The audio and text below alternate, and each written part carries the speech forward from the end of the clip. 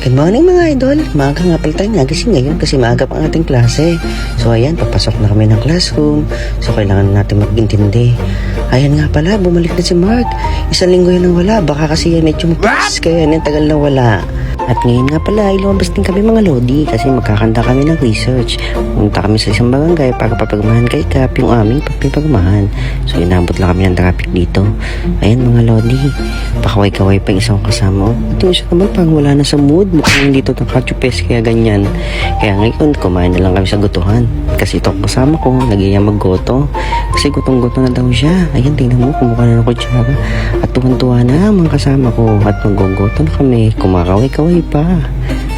At may padila-dila pa nga, tuwan-tuwa na pagbigyan. Ayan na, mukhang masarap itong gotong ito. Oh, tingnan paghipo. Wow! Pakala mo naman nga nakating. Oh, pakagap-kap ang mata ito isang ito. Tuwan-tuwa na, naggogoto na kami. So kakain kami bilis at babalik na kami sa classroom. So, at pagbalik na namin ng classroom, ito na, pasalang na nga agad ako. Sa mga tanong-tanong, medyo hindi ko alam ang isasagot ko. Ay bahala na iyan. At yun kami napasalang, ayan si ate muna, medyo nagpapakit pa kay sir at hindi din alam po ano sasabihin. So ayan, nag-iisip na siya, oh, tinatawa-tawa na lang. At sunod din naman ito si Rubilay, nagpapakit lang naman sila kay sir pero hindi na alam sasabihin. Char! Pangiti-ngiti lang yan pero kinakabahan na yan.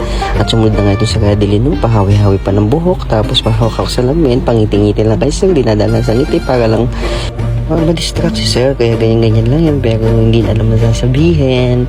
Tatawa-tawa lang yan. At yan, napasangalan na nga pala si Chupes, patago-tago pa, oh, padila-dila pa, mukhang naka-Chupes ito. Ay talaga naman, handang-handa sa tanong ni sir. At sumunod na nga, aming senior citizen, nagtitinda ng pabango, nagpapakit to kay sir, oh, hawak-hawak pa sa leg, nakala mo stiff neck. Kaya daan-daan lang sa tao sa sir, mamaya bibigyan ng pabango yun para hindi makapasa. Char! Matapos ka na pang umagang klase, kami na may dumako sa panghapon. Pasiglang nalidis kasi sir, kasong iba ko nga lang kasama, ay parang nakakaramdam ng antok. O, tingnan nyo naman itong isang to, mukhang papikit-pikit at mamaya ay tulog na yan. Yan na nga ba ang sinasabi ko, lagi nagpupuyat ka Chuchupes, ay lagi so katulog yan, active yan. Habang ito naman si Mark, medyo makulit habang nagkaklase, hindi mo napapansin, susunod ng ilong niya at mukhang matigas pa. Bago matapos ng aming klase, binigyan akong letter si ate Mona at nang mabasa niya ito, mukha siyang kinikilig.